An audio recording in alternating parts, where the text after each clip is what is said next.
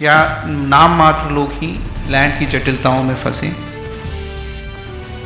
कि हम लोग कई तरह के ऐसे वीडियोस और हेल्पलाइन भी इशू करेंगे, खासकर उन लोगों को बचाने की कोशिश करेंगे जीवन भर की कमाई से इन ज़मीनों को लेता है। तो मैं उम्मीद करता हूँ कि ये जो नई जानकारी आज हम साझा करेंगे, इनसे उनको ज़्यादा से ज़्यादा बेनिफिट मिलेगा। আপনাদের সবাইকে সিএনই টিভিতে স্বাগত। আজ আমরা বিশেষ একটি বিষয় নিয়ে কথা বলার জন্য পশ্চিম জেলার জেলাশাসক স্যারের অফিসে এসেছি। তো যে বিষয়টা হচ্ছে ভূমি সংক্রান্ত। আমরা প্রায়শই খবরের কাগজ বা বিভিন্ন জায়গাতে দেখে থাকি জমি সংক্রান্ত হস্তান্তর বা বিভিন্ন বিষয় নিয়ে নানা জটিলতা তৈরি হয়। এই জটিলতা দূর করার জন্য আমরা এই বিষয় নিয়ে আজ আলোচনা করব। আমার সাথে রয়েছেন পশ্চিম জেলার জেলাশাসক ডক্টর বিশাল কুমার স্যার এবং রেভিনিউ ইন্সপেক্টর স্যার। তো আমরা তাদের সঙ্গে কথা বলে এই বিষয়গুলো জেনে নেব। देखिए, ज़मीन का जो समस्या है वो काफ़ी जटिल समस्या कभी कभी देखने को मिलता है, और ख़ासकर वेस्ट त्रिपुरा डिस्ट्रिक्ट में जटिलताएं और इंक्रीज़ हो गई हैं। इसके बहुत सारे कारण हैं। कुछ समस्याएं परिवार में ज़मीन के डिस्ट्रीब्यूशन को लेके हैं, कुछ हमारी प्रशासनिक तरीके से भी जो सिस्टम की मैच्योरिटी है उसके ना होने की वजह से जटिलताएं हैं, जिसकी वजह से मैं देखता हूं कि बहुत सारे लैंड डिस्प्यूट्स होते हैं और आम आदमी अपने पैसे को लगा के भी कभी कभार महसूस करता है कि वो फंस गया है। जैसे एक अनुमानित 4000 से ज़्यादा 95 केसेस हमारे कोर्ट्स में अभी भी लंबित हैं, और जब हम लोग जाकर जब इन केसेस की हियरिंग करते हैं तो देखते हैं कि बहुत सारे लोग बिना इस वजह से इस केसेस में फंस गए हैं क्योंकि उनको लैंड कानून और लैंड की जो व्यवस्था है इसकी जानकारी नहीं थी। तो इसलिए हमने सोचा कि हम लोग कोशिश करेंगे लोगों तक पहुंचने की, उनको लैंड और उसके जो रिक्वायरमेंट्स हैं उसकी जानकारी देने की, ताकि कम से कम लोग या नाम मात्र लोग ही लैंड की जटिलताओं में फंसें। और ये हमारी एक पहली पहल है। इसके साथ साथ हम उम्मीद करते हैं फ्यूचर में कि हम लोग कई तरह के ऐसे वीडियोस और हेल्पलाइन भी इशू करेंगे ताकि आम जनता को ज़मीन से रिलेटेड चीज़ों में सुकून मिले, रिलीफ मिले। और एक और चीज़ मैं देख रहा हूँ कुछ सालों से, खासकर वेस्ट त्रिपुरा डिस्ट्रिक्ट में, कि लैंड से रिलेटेड जो फ्रॉड हैं, जैसे फॉर्ज्ड सेल डीड बनाना या इवन फॉर्ज खतियान बनाना, या बिना सेल डीड और बिना खतियान के कई लैंड का ट्रांसफ़र करना, इस तरह की केसेस की भी संख्या काफ़ी बढ़ गई है। तो इस पे भी हम लोग अंकुश लगाने की कोशिश करेंगे, खासकर उन लोगों को बचाने की कोशिश करेंगे जो अपने जीवन भर की कमाई से इन ज़मीनों को लेता है। तो मैं उम्मीद करता हूँ कि ये जो नई जानकारी आज हम साझा करेंगे अपने नागरिकों से के साथ, इनसे उनको ज़्यादा से ज़्यादा बेनिफिट मिलेगा और हम उनकी और सहायता फ्यूचर में कर पाएंगे जहाँ भी ज़मीन की समस्या देखने को मिलेगी। नमस्कार, आमी पश्चिम জেলাশাসক অফিসে কার্যরত আছি রেভিনিউ ইন্সপেক্টর পদে। এখানে মানুষ মানে জায়গা, প্রথমে আমি বলতে চাই জায়গা কেনার ব্যাপারে। প্রথম জায়গা কিনতে গিয়ে আমাদের রাজ্যের যে জনগণ যে জিনিসটা করছে, সঠিকভাবে জায়গাটা আইডেন্টিফাই করতে পারছে না। জায়গা কিনতে গেলে প্রথমেই আমি যেটা বলবো, সঠিক প্লট আইডেন্টিফাই করা, চিহ্নিত করা, এবং ওই প্লটে ওই জায়গার খতিয়ান পর্চা এগুলি আপডেট আছে কি না, কম্পিউটারাইজ পর্চা আছে কি না দেখার পরে দলিল করার আগে, কোনো এগ্রিমেন্ট করার আগে আমি বলবো সমস্ত জনসাধারণকে যারা জমি ক্রয় করতে চাইছেন ওনারা যাতে তহসিল অফিসে বা সেটেলমেন্ট অফিসে গিয়ে জায়গার যে পর্চা, আপডেট পর্চা যেটা কম্পিউটারাইজ খতিয়ান, ওটা মিলিয়ে নেন এবং ম্যাপের সঙ্গে উনি যাতে ওটা করেন। কারণ দেখুন, দেখা যাচ্ছে যেটা দলিল করার পরে দাগ নাম্বার থাকে দলিলে, কোন জায়গাটা উনি কিনলেন, নামজারি যখন করতে যাচ্ছেন উনি, তখন দেখা যায় ওই দাগ নাম্বারটা মিল খাচ্ছে না, তো নামজারি আটকে যাচ্ছে। তো আমার একটা পরামর্শ হবে, সমস্ত জনগণ যারা জমি ক্রয় করতে চাইছেন, জমি ক্রয় করার আগে বা দলিল করার আগে তহসিল অফিসে বা সেটেলমেন্ট অফিসে গিয়ে যে জায়গাটা উনি কিনতে চাইছেন ওটার কম্পিউটারাইজ লেটেস্ট পর্চা, যেটা খতিয়ান যেটা বলি, ওটা টালি করা, স্পট ভেরিফিকেশন করা, এরপরে ওটা জায়গাটা কেনা। তো জমি কেনার ব্যাপারে সতর্কতা অবলম্বন করা অবশ্যই দরকার, কারণ যে জায়গাটা আপনি কিনতে যাচ্ছেন সেটা যদি নামজারি করতে না পারেন, তাহলে তো আপনার পুরো ব্যাপারটাই তো প্রবলেম হয়ে গেল, সমস্যা হয়ে গেল, আপনি পর্চা পাবেন না। পরবর্তীকালে দেখা গেল দলিল কারেকশনের ব্যাপার চলে আসে, সেগুলি ঝামেলা মধ্যে পড়ে যাবেন ওই লোক যারা কিনছেন আর কি। তো আমার যুক্তি হবে, আমার সাজেশন থাকবে, যারাই জায়গাটা কিনবেন ওনারা যাতে তহসিল অফিস এবং সেটেলমেন্ট অফিসে গিয়ে লেটেস্ট পর্চা, আর যদি কোনো বিক্রেতা ওনার নামে পর্চাটা না থাকে, অনেক সময় দেখা যায় যে বিক্রেতা জাস্ট একটা দলিল মূলেই বিক্রি করতে চাইছেন, সেটাতে কি হয়, সমস্যা হয় যে দলিল মূলে বিক্রি করতে ওনার নামে কিন্তু নামজারিটা হয়নি, ওনার নামে নামজারি উনি করতে পারেননি, এ সত্ত্বেও দেখা গেল দলিল মূলে উনি বিক্রি করে দিয়েছেন। তো এই ক্ষেত্রে দেখা গেল আমরা যেটা অভিজ্ঞতার নিরিখে দেখতে পাচ্ছি, অনেক জনসাধারণ এই দলিল মূলে নামজারি করতে গিয়ে উনি সমস্যায় পড়ছেন, উনি নামজারি পাচ্ছেন না। পরবর্তীকালে উনি আমাদের ডিএম অফিসে এসে, কালেক্টর অফিসে এসে সেই revenue case under section 95 case করে ওনার জায়গাটা নামজারি করার জন্য, রেকর্ড করার জন্য উনি এখানে এসে দরখাস্ত জমা দিচ্ছেন।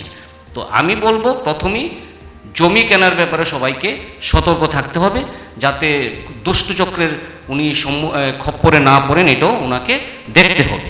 তহসিল অফিসে গিয়ে চেক করে এগুলি করা উচিত। হ্যাঁ, ওটা দেখা যায় একজন ব্যক্তি নামে জমিটা রয়েছেন, ওনার নামে খতিয়ান আছে, উনি মারা গেছেন, এখন ওনার ওয়ারিশ 4 জন 5 জন 6 জন থাকতেই পারেন।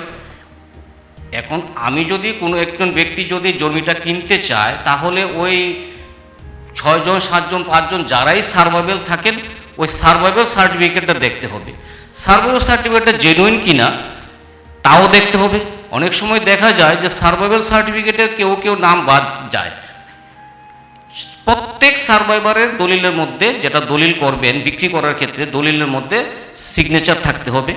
কোনো একজন সার্ভাইভার দেখা গেল, আমরা এরকম অভিজ্ঞতা আমরা দেখতে পাচ্ছি যে কোনো একটা সার্ভাইভেলের মধ্যে কোনো এক ব্যক্তির নাম নেই, 5 জনের জায়গায় 4 জন সার্ভাইভেলের মধ্যে আছে, একজনের নাম হয়তো কোনো কারণেই হোক ওঠেনি, তো ওই 4 জনে দলিল করে দিল। পরবর্তীকালে যখন নামজারির জন্য ওই ব্যক্তি যে জায়গাটা কিনেছেন, উনি যখন তহসিল অফিসে জমা দিতে যাবেন, হিয়ারিং হবে, ইনকোয়ারি হবে, তখন উনি নামজারি আর পাচ্ছেন না। কেন পাচ্ছেন না? ওই সার্ভাইভেলে একজন ব্যক্তির নাম নেই। প্রশ্ন আসে, তাহলে দলিলটা কারেকশন করতে হবে, সেই ঝামেলা আবার।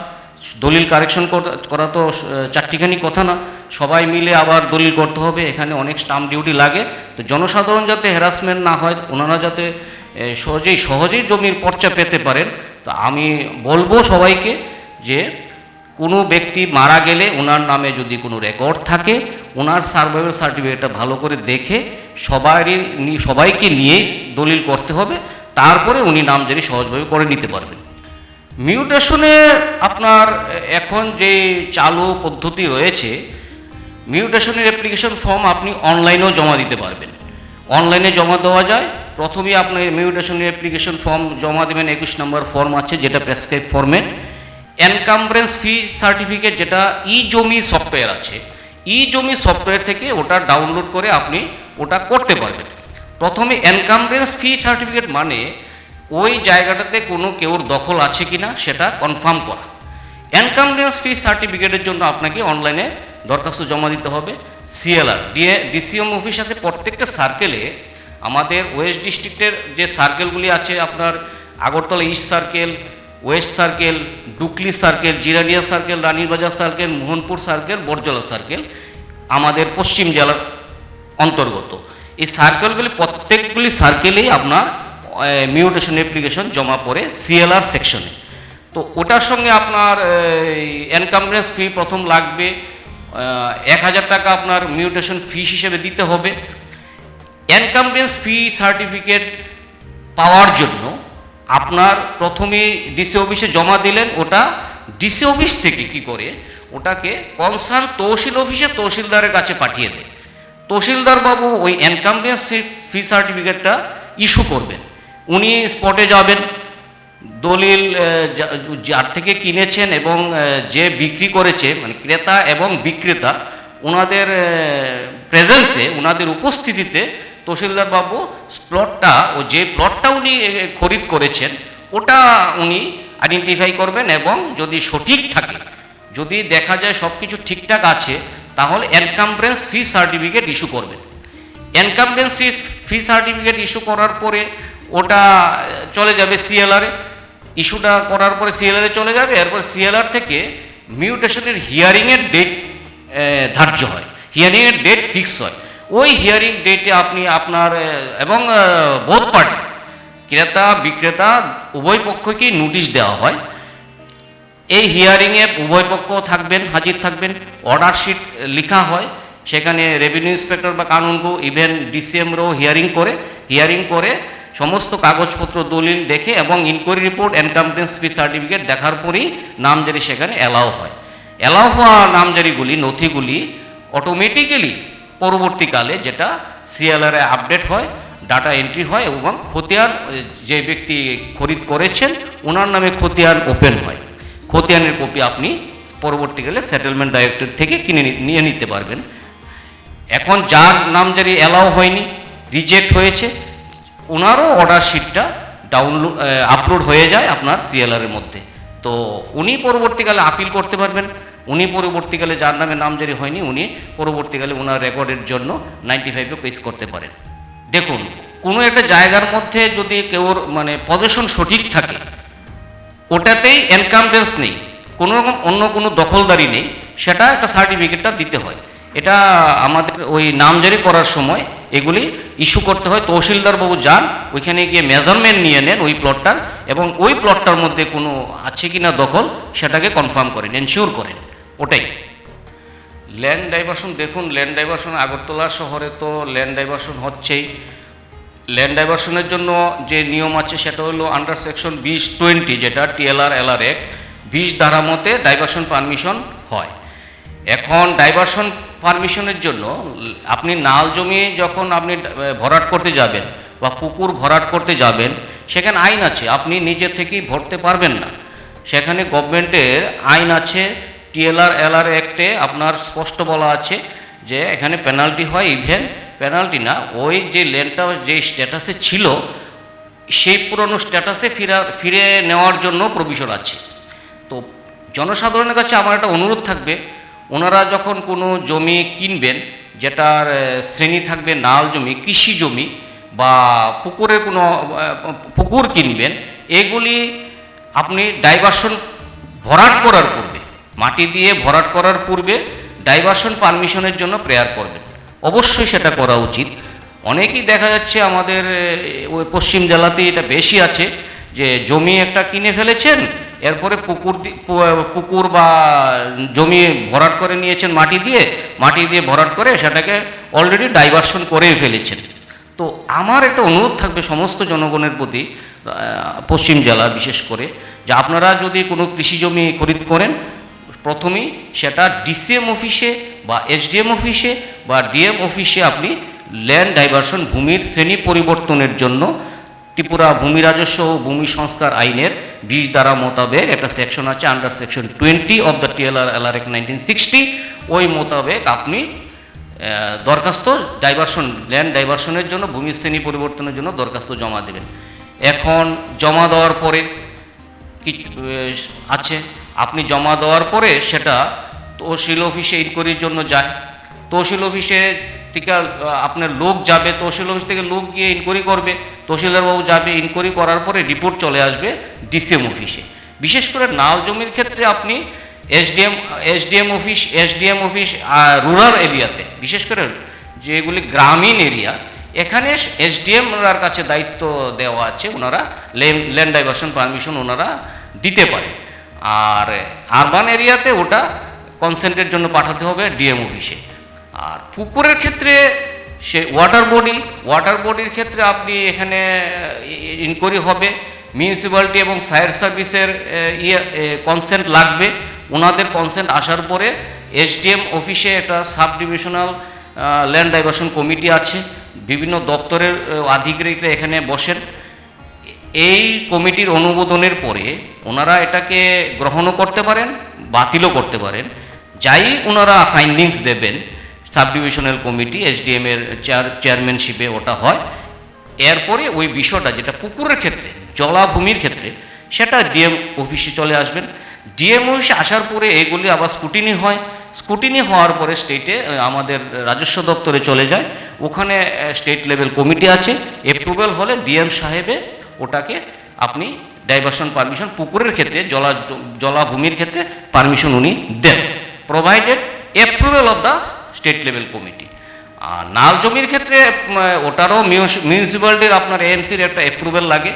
ওনাদের অ্যাপ্রুভাল ছাড়া এসডিএম সদরও দিতে পারবেন না, এসডিএমরাই সমস্ত সাব ডিভিশনের এসডিএমরা দিতে পারে। তো আমি অনুরোধ করব সমস্ত জনগণের কাছে যে আপনারা ডাইভারশন ছাড়া, ল্যান্ড ডাইভারশনের পারমিশন ছাড়া ওটাকে মাটি দিয়ে ভরাট করবেন না, ল্যান্ডটাকে ডাইভার্ট করবেন না। কারণ এখানে ফাইন পেনাল্টির একটা প্রভিশন রয়ে গেছে। আপনি যদি ডাইভারশন করে ফেলেন, আংশিক বা সম্পূর্ণ কোনো একটা পোর্শন আপনি যদি মাটি দিয়ে ভরাট করে ফেলেন, তাহলে ন্যূনতম 10,000 এবং ঊর্ধ্বতম আপনার 50,000 পর্যন্ত একটা জরিমানা দিতে হয়। এই জরিমানা দিলে প্রশ্ন আসে, জরিমানা দিলেই কি আমি ডাইভারশন পারমিশন পেয়ে যাব? না, ব্যাপারটা সেরকম না। জরিমানা দিলেই আপনাকে ডাইভারশন পারমিশন দিতে হবে এরকম কোনো কারণ নেই, এরকম কোনো বিষয় নেই। সুতরাং সবাইকে আমি অনুরোধ করব, আপনারা ভূমির শ্রেণী পরিবর্তন করবেন না। ওটা করলে আপনাদেরকে পেনাল্টি তো দিতেই হবে, পরবর্তীকালে ডাইভারশন পারমিশন আপনি নাও পেতে পারেন। আমার অনুরোধ থাকবে, ভূমির শ্রেণী পরিবর্তনের জন্য সঠিক যে পদ্ধতি, যে নির্দিষ্ট গাইডলাইন আছে, যে নিয়ম আছে সরকারের, ত্রিপুরা ভূমি রাজস্ব এবং ভূমি সংস্কার আইনের মোতাবেক, ওই অনুযায়ী আপনারা দরখাস্ত করবেন এবং ডাইভারশন পারমিশন নিয়ে নেবেন। 95 হলো ত্রিপুরা ভূমি রাজস্ব ভূমি সংস্কার আইনের একটা ধারা। এই ধারা মোতাবেক শুধুমাত্র আমাদের ডিস্ট্রিক্ট ম্যাজিস্ট্রেট, কালেক্টর এবং অতিরিক্ত জেলাশাসক এবং সমাহর্তা মানে এডিএমএন কালেক্টরের কোর্টে এগুলি প্রসিডিং হয়, হিয়ারিং চলে। 95 কেস হলো যদি দেখা যায় আপনার বিশেষ করে ফাইনাল পাবলিশড হয়ে গেছে রেকর্ড ফাইনাল পাবলিশড মানে খতিয়ান ফাইনাল পাবলিশড হয়ে গেছে। খতিয়ান ফাইনাল পাবলিশড করে সেটেলমেন্ট, ডাইরেক্টর অফ সেটেলমেন্ট এবং ল্যান্ড রেকর্ডস ডিপার্টমেন্ট। খতিয়ান ফাইনাল পাবলিশড হওয়ার পরে রেকর্ড যখন ফাইনাল পাবলিশড হয়ে যায়, তখন এইগুলি প্রত্যেক এসডিএম এর আন্ডারে, ডিএম এর আন্ডারে সাব ডিভিশন লেভেলে চলে যায়। ওখান থেকে তহসিল অফিসে আপ টু ডেট রেকর্ড চলে যায় ফাইনালি পাবলিশড খতিয়ান। কোনো খতিয়ান যদি দেখা যায়, কোনো ব্যক্তি যদি মনে করেন যে ওনার খতিয়ানে ওনার নাম ভুল, ওনার দাগ নাম্বারটা ভুল, ওনার জমির পরিমাণ ওই দাগের পরিমাণটা কম আছে, মানে যে কোনো ধরনের এন্ট্রি, খতিয়ানের মধ্যে বিভিন্ন কলাম থাকে, 23 কলামের একটা কলাম থাকে, এই কলামের এন্ট্রিগুলির মধ্যে কোথাও না কোথাও যদি কারেকশনের দরকার পড়ে, যেটা ফাইনালি পাবলিশড খতিয়ান, ওই খতিয়ানের যদি কোনো কারেকশনের দরকার পড়ে, সংশোধনের, একমাত্র আন্ডার সেকশন 95 যেটা 95 ধারা মতে আপনি প্রেয়ার করতে হবে আপনাকে সেই ডিএম, ডিস্ট্রিক্ট ম্যাজিস্ট্রেট কালেক্টর অফিসে, ডিএম সাহেবের কোর্টে সেটার হিয়ারিং হয়, এডিএম সাহেবের কোর্টে সেটা হিয়ারিং হয়। এটা আপনি এটা অন্য কোনো সেকশন বা অন্য কোনো অথরিটি এই কাজটা করতে পারেন না। অনেক সময় দেখা যায় আমাদের অফিসে দেখা যায় অনেকেই এসে বলে যে রেকর্ডটা কারেকশন তো ডিসিএম অফিসে করে দেবে না, আপনারা ভুল পথে পাওয়া দিবেন না। ডিসিএম অফিসে, এসডিএম অফিসে, তহসিল অফিসে এই রেকর্ড কারেকশন করার কোনো ক্ষমতা কেউ নেই। ওটা শুধুমাত্র ডিস্ট্রিক্ট ম্যাজিস্ট্রেট কালেক্টর এবং এডিএমএন কালেক্টরের কাছে আছে। 95 ধারা মতে খতিয়ানের কোনো পোর্শন, কোনো পার্ট, কোনো এন্ট্রি কারেকশন করার, অনেক ভুল ধারণা মানুষ বহন করে চলছে। আমাদের অভিজ্ঞতার নিরিখে আমরা দেখতে পাচ্ছি অনেক রাজ্যের অনেক জনগণ এসে বলছে, হয়তো ওনারা কোনো একটা চক্রের খপ্পরে পড়ে যায় যে না হয়ে যায় 95 কারেকশন 95 লাগে না, এইগুলি তহসিল অফিসে এসডিএম অফিসে ডিসি অফিসে হয়ে যায়। সম্পূর্ণ ভুল ধারণা। কোনো লোকের কোনো খতিয়ান, কোনো ব্যক্তি যে খতিয়ানটা উনি আছে বহন করে আছেন, সেটা একমাত্র কারেকশন, কোনো একটা এন্ট্রি কারেকশন করতে গেলে আন্ডার সেকশন 95ই করতে হবে, এবং সেটা করতে হবে সঠিক প্রসিডিউর মেনটেন করে, ডিউ প্রসিডিউর মেনটেন করেই ওটাকে করতে হবে। যেমন আপনার এটা গেল 95 সেকশন, যেটা জুত ল্যান্ডের সঙ্গে, জুত ল্যান্ডে যদি কোনো ব্যক্তির যদি নিজস্ব জুতের জমির মধ্যে কোনো রকম সমস্যা থাকে, তাহলে 95 সেকশনে, ওটা 95 তো পুরোটা বললাম না, উনি পিটিশনটা জমা দেবেন। আপনি তো বলেছেন ব্যাপারটা নিয়ে, কিন্তু ওটার কি করতে হয়, ওটার কি করা উচিত, 95 পিটিশন কিভাবে করা উচিত এটাও জানা দরকার। 95 পিটিশন আপনি জমা দেবেন, আমাদের সরাসরি ডিএম অফিস জমা হয়। ডিএম অফিসে জমা করার পরে ওই পিটিশনটার মধ্যে একটা কেস নাম্বার রেজিস্ট্রি হয়। ওই পিটিশনটা তখন একটা কেসে পরিণত হয়ে যায়, একটা ডকেট হয়ে যায় ওই কেসটা। এরপরে ইনকোয়ারি একটা রিপোর্ট আমাদের আনতে হয় কনসার্ন এসডিএম অফিস থেকে। এসডিএম অফিস সেটা নিশ্চয়ই তহসিল অফিসের মাধ্যমে রিপোর্টটা আসে, ডিসিএম অফিস হয়ে সেটা এসডিএম অফিসে আমাদের অফিসে আসে। ইনকোয়ারি রিপোর্টের উপর বেস করে, ইনকোয়ারি রিপোর্টটার উপরে বেস করে কিন্তু হিয়ারিং হয়। হিয়ারিংয়ের সময় 2 পার্টি বা 3 পার্টি, অনেক পার্টি থাকে দেখা যায় এখানের মধ্যে, যে একটা খতিয়ানে কারেকশন করতে গেলে হয়তো দেখা গেল যে আরও 2টো খতিয়ান ইনভলভ হয়ে গেছে। সুতরাং এটার মধ্যে অনেকগুলি পার্টি ইনভলভ থাকে, সবাইকেই নোটিশ দেওয়া হয় অফিস থেকে। নোটিশ, এরপরে হিয়ারিং ডেট ফিক্স হয়। ওই হিয়ারিংয়ে সংশ্লিষ্ট যারা ইন্টারেস্টেড পার্টিরা আছেন ওনারা হাজির হন, ওনাদের ক্লেমের সপক্ষে, দাবির সপক্ষে ওনারা দলিল পত্র এই সমস্ত আপনারা দেখায়, ডিএম সাহেবের কাছে ওগুলি প্রডিউস করে। হিয়ারিংয়ে স্যাটিসফাইড হইলে, ডিএম সাহেব যদি স্যাটিসফাইড হয় তাহলে অ্যালাউ করে, না হলে কেস রিজেক্ট হয়ে যায়। অ্যালাউ হলে ওই অর্ডারের কপি আপনার ডিসিএম এসডিএম অফিসে কমিউনিকেট হয়, রেকর্ডটা কারেকশন হয়ে যায়। আর রিজেক্ট হলে প্রভিশন আছে, আপনি রিভিউ করতে পারেন আন্ডার সেকশন 96-এ।